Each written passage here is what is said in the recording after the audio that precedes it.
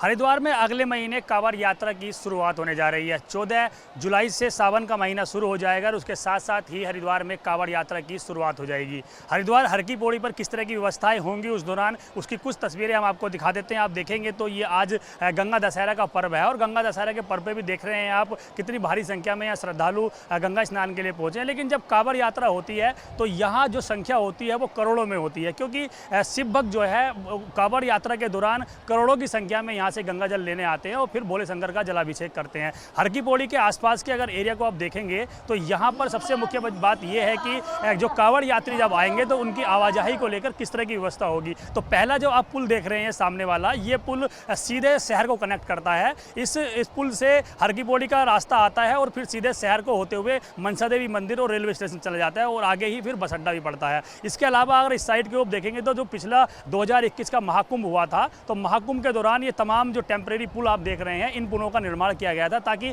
अखाड़ों के जो लोग आएंगे और इन्हीं पुलों के माध्यम से वो स्नान यहाँ करेंगे। उसके बाद अगर आप देखा जाए तो 2 साल से जो कांवड़ यात्रा है वो भी नहीं हो पाई है और जो अब कांवड़ यात्रा होगी वो इसलिए महत्वपूर्ण रहेगी कि जो पिछले 2 सालों से कांवड़ महाशिवरात्रि के दौरान जो कांवड़ यात्री जलाभिषेक करने के लिए आते हैं, जल लेने के लिए आते हैं, तो इस बार उनकी संख्या डबल होने की उम्मीद है। हालांकि जिला प्रशासन लगातार तैयारियों में जुटा हुआ है, लेकिन हर की पौड़ी के आसपास की अगर तस्वीरें देखेंगे तो ये 3 से 4 पुल ऐसे बनाए गए हैं जो कुंभ के दौरान काम करते हैं। लेकिन कांवड़ यात्रा के दौरान भी ये माना जा रहा है कि ये जो पुल होंगे ये भीड़ को नियंत्रण करने में काफ़ी महत्वपूर्ण भूमिका निभाएंगे, क्योंकि शिव भक्त आएंगे और उनकी जो एंट्री होगी इन जो मेला भवन है उस साइड से होगी और उसके बाद इन पुलों से उनको वापस भेजा जाएगा। लेकिन एक महत्वपूर्ण बात यह है कि आप सामने हाईवे भी आप देख रहे होंगे जहाँ पर वाहनों का संचालन किया जा रहा है, वाहन चल रहे हैं। उस हाईवे पर तकरीबन 3 ऐसे शहर के अंदर बड़े ब्रिज बनाए गए हैं, हाईवे ब्रिज बनाए गए हैं जहाँ पर यात्रियों की आवाजाही होती है। तो दिल्ली से देहरादून के आने वाला जो ट्रैफिक है वो ट्रैफिक सीधे हाईवे के जरिए देहरादून या ऋषिकेश को भेज दिया जाएगा।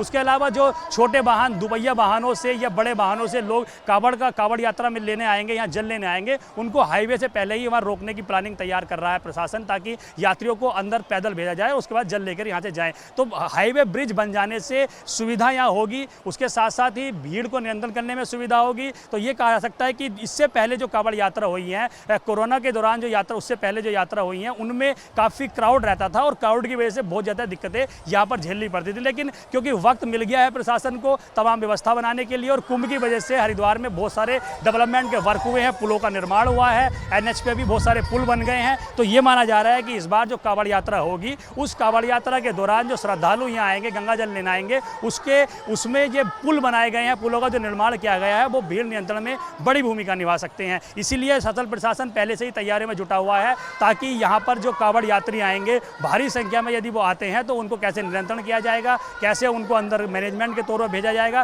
ताकि भीड़ बहुत ज़्यादा ना हो और दिक्कतों का सामना करना ना पड़े। हरिद्वार हर की पौड़ी से अपने सहयोगी मनोहर रावत के साथ पंकज राणा, ABP गंगा।